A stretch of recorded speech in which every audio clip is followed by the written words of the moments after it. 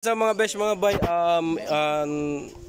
kinontak ako ng mga grade 11 students sa comprehensive. So, gusto nilang interview na ako agad about sa mga language na nalalaman ko. Ito sila! Yeah!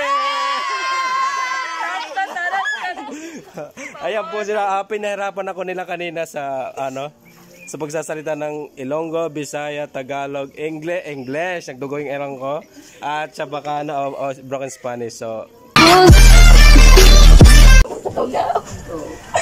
ano yung wika? Napatukoyan niya mo maarong na wika? English, Bisaya, Tagalog, Ilonggo. Sa Palacio, Castilla, Tagalog. Nanapod tayo ni Ani ba? Ano tayo?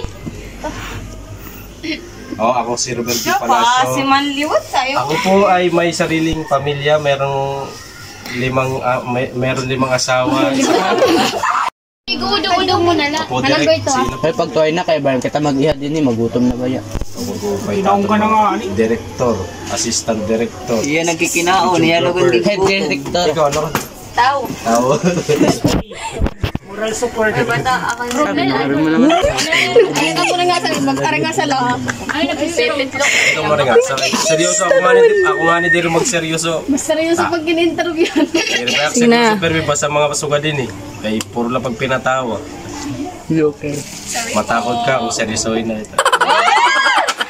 Binemtail dayo. Oh, look at me ito eh. Lights, camera, action. Magandang umaga sa inyong lahat at nagkaroon kami ng pagkakataon upang makapanayam si Kuya. Magandang umaga sa inyong lahat at ngayon nagkaroon kami ng pagkakataon upang makapanayam si Kuya Romel o mas kilalang Balagtas. So Kuya Romel, maaari ba namin malaman ang iyong personal background? Okay, ako po si Romel P. Palacio o mas kilalang Balagtas Vlog.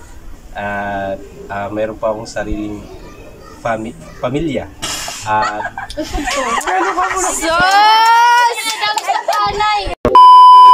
Maaari ba namin malaman ang iyong personal background? Yung sarili kong background ay ako po si Romel P. Palacio, 27 years old, may sariling pamilya, and graduate po ako college sa Samar State University, and I am currently nagbablog and also a content creator at mas kilala ding photographer dito sa Catbalogan City.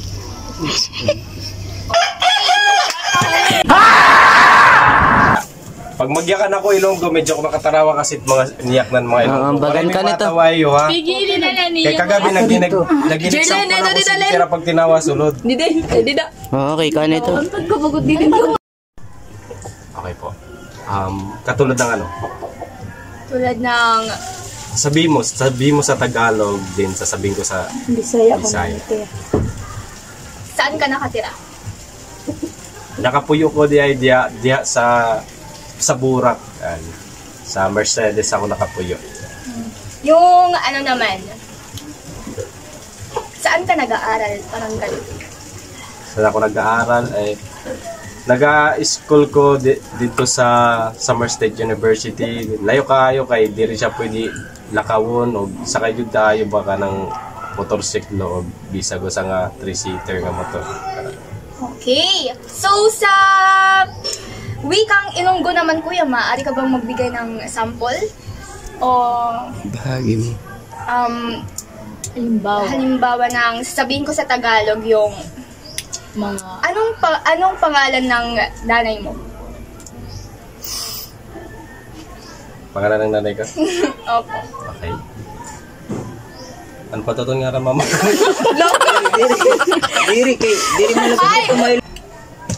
So, Kuya Romel, maaari ka bang magbigay ng sample sa Ilonggo? Sample po. May ara ka sang pamangkot. Kung yung Tagalog po niya ay meron ka bang tanong? At kung bibilip ka po ng ng asukal sa tindahan, ito yung sasabihin mo. Palit, may ara mo sang kalamay, palit ko 2 ka bilog. Cut. Ano, direktor? Eh, may araw. Bisa din. Bigyan ng sampaw sa wikang Ilonggo. Dapat Aniya kasi English, Bisaya, Tagalog, Ilonggo. Tagalog na lang. Pero siya, Hindi siya kabalo sa Ilonggo. English. Sana ayaw nag-play. Sige, so na yan. So tapos na tayo sa wikang Ilonggo po. Tungo naman tayo sa English. Kuya Romel, pwede ka bang Magbahagi.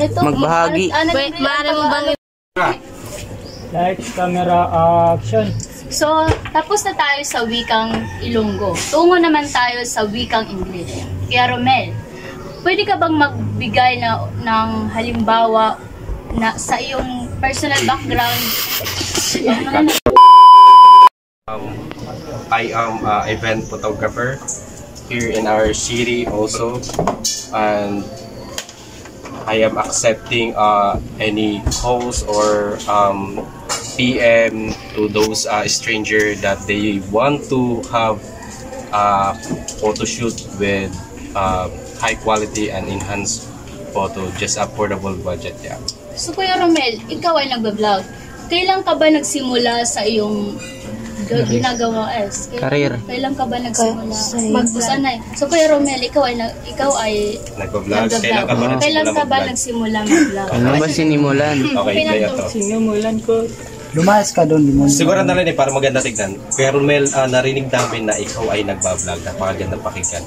Pwede ba namin malaman kung kailan po kayo nagsimulang mag-vlog? Kuya Romel, narinig namin na ikaw ay nagbablog. Nalaman, Isang So, Kuya vlogger. Romel, nalaman namin na ikaw ay nagbablog. At Vlog. lugod. Sige. Pwede man. Okay, sige. Kuya Romel, ikaw, Vlog. nalaman namin, narinig namin na ikaw ay nagbablog. Vlog. So, Bablag. ito ay maganda. Ako na pag-ego. Sige, Ikaw na lang, alanis na lang. Sige. Kailan pa memoryahon? Ano na, game na? Lights, camera. Lights, camera. Actioner. Mabubulot Pero kayo mali-mali kapag ka. isip mo sasabihin. Okay, ganun. Sige. So, So, Kuya Romel, nalaman namin na ikaw ay nagbablog. Kailan ka ba nagsimula sa iyong ginagawang pagbablog? Okay, that's a good answer. Tagalog ba yun? In English. English yata. I started vlogging when I was 24 years old. That was pandemic to 2020. Yeah, because of I'm bored and I don't know what I do, what I'm going to act. So the things that I realized and na pwede pagkakitaan is to do vlogging. Yeah, and first, my content is travel. I do travel to those beaches and mountains and anywhere that can people visit mostly. Yeah. And next, I did photograph with her, and yeah, because she's pretty. All of here is pretty, no, but has a different beauties in their faces. Yeah. Next. Next. Picture ka pa sa din. Tagalog na. Bitrigad kami. Kabidyo ka naman, oh. Hindi, Tagalog. Oy, kuwan na lang, di ba? Kaya ka na tiya. Talaga ako yung sarili ko na matuto talaga ng ganitong lengguwahe kasi kapag nandun ka sa isang lugar, kailangan mo itungo sa mga tao kung ano yung mga sinasabi nila. Kasi kung hindi mo sila maiintindihan yung salita nila, hindi mo rin maiintindihan yung sarili mo. So bilang pagrespeto sa kanila, kailangan na matutunan mo kung ano yung salita na meron sila at para magkaroon kayo ng interacting na mga yun yung sinasabing verbal. Kaya nung nandun ako sa Davao, una kong natutunan is Tagalog sa Cotabato. Pangalawa sa South Cotabato is Ilonggo talaga. So nag-aral din ako ng Ilonggo para makausap ko yung mga tao ng matino. And then napunta ako ng Zamboanga at doon po sa Zamboanga ay yung broken Spanish po. Kung mas kilala siyang Chabacano. So nag-aral ako doon para maintindihan ko rin yung mga tao. Kasi bilang isang misyonaryo po ay kailangan So, ipapakilala na siya po, si Kuya Romel, siya ang aming nakilalang Punan. Ng iyong... Tulong sa kultura o lipunan ang pagsasalita ng iba't ibang wika. Okay, ganun. Oo. Ganun. Ganun, sige. Sige, game. Camera. Camera. So, Kuya Romel, paano ba nakakatulong sa kultura o lipunan ang mga wikang iyong sinasalita? Napakagandang katanungan po, no? Ito po ay malaking tulong sa ating lipunan. Lalong-lalo na yung mga wika. Kasi po ay dito, ipinapakita natin sa mga tao yung pagrespeto sa mga iba-ibang lengguwahe na meron sila, na ginagamit nila araw-araw sa kanilang buhay. No? At bukod din dito, ay nalalaman mo o nagkakaroon ka ng oportunidad na mas maintindihan at mas magawa mo yung mga bagay na nais mong gawin sa buhay mo. Kasi kapag hindi mo alam yung lingwahe sa lipunan na meron ka,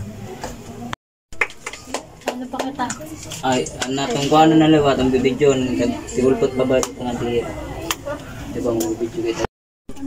So, Kuya Romel, maraming salamat sa iyong oras at mga wikang iyong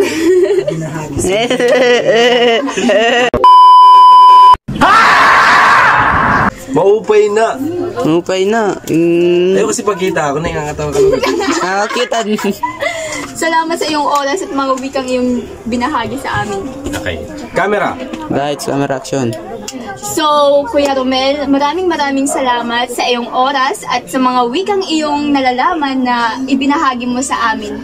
At kami nagkaroon ng pagkakataon din na malaman na merong mga taong kagaya sa iyo na alam ang mga iba't ibang wika. At kami masaya na ikay aming nakapanayam ngayong araw. Okay, cut. Cut. Okay na. Tapos adatan kayo mga tubag at mga ita. Di rito, di pa nga ni karada mong camera ba? O sige pa, video na kami yung introduction. Sige naman.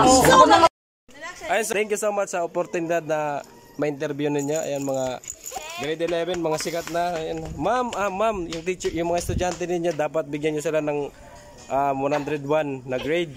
No? Dessert nila yan kasi ma'am, ang layo ng bahay namin dito pa kami sa 14 na bundok yung tapos 2 ilog po. Butusi kami, butusi. Ayan, so thank you po, thank you. Bye-bye.